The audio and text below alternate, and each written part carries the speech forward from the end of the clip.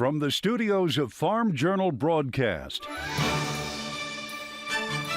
this is U.S. Farm Report. Welcome to U.S. Farm Report this Easter weekend. I'm Ty Morgan, and here's what's in store over the next 60 minutes. Wild weather blankets the U.S. this week.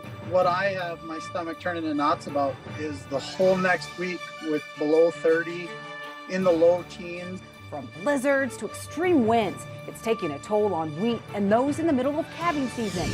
President Biden clearing the way for summertime E15. You're going to be able to keep filling up with E15, and it's going to solve the whole problem. The impact it could have on prices and demand. And in John's world, sometimes we get the inflation we expect.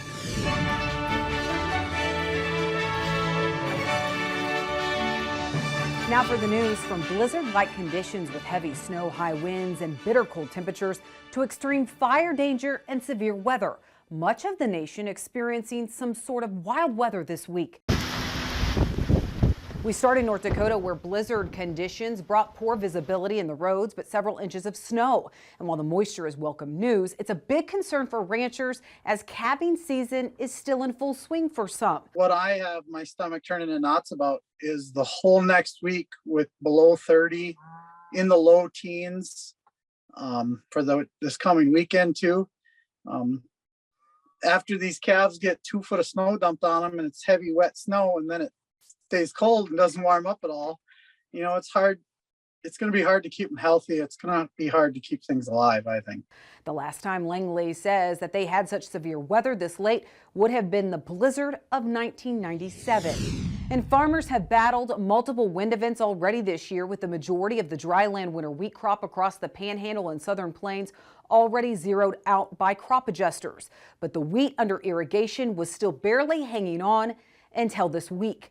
Jesse Wieners farms in Groom, Texas, and hasn't seen rain in more than 140 days. He says high winds and 90 degrees Tuesday were already proving to be a lethal combination for the wheat that was still alive. For our farm, there won't be anything harvested dryland wise.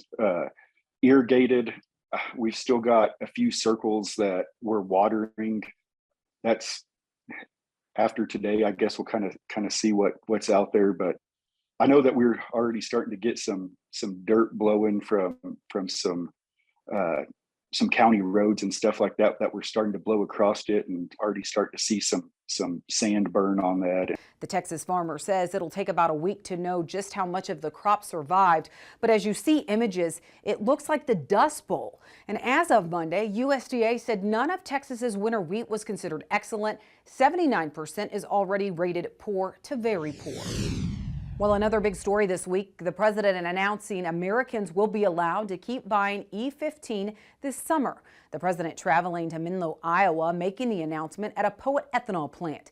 To make the change official, the EPA is planning to issue a national emergency waiver closer to June.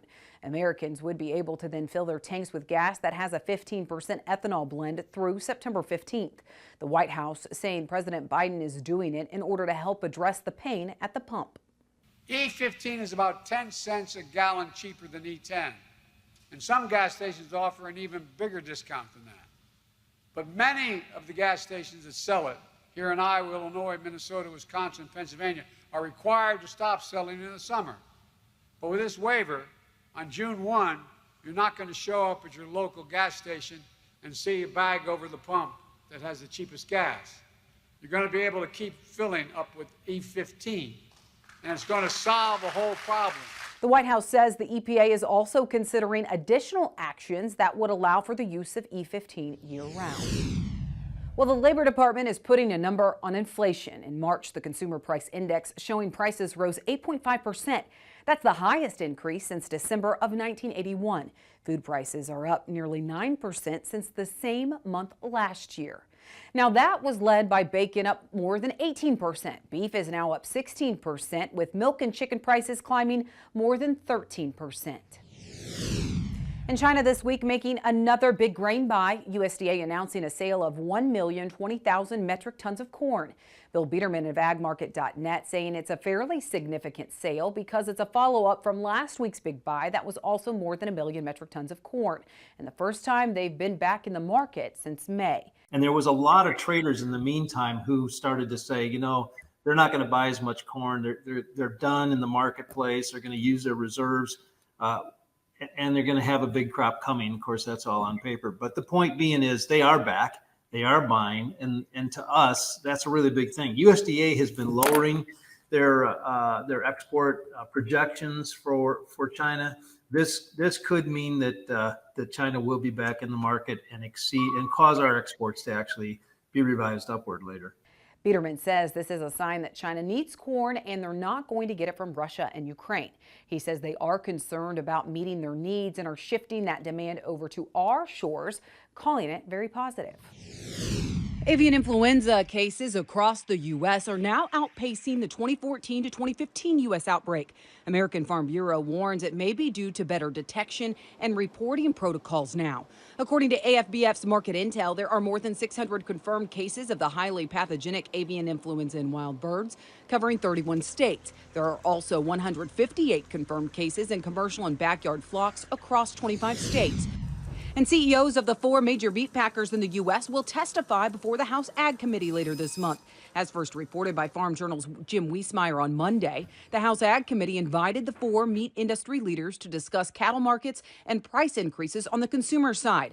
A panel of ranchers will also be in Washington to discuss what consolidation in the beef industry has meant for their own operations. This follows President Biden's plan to bolster competition in the meat sector that was announced earlier this year.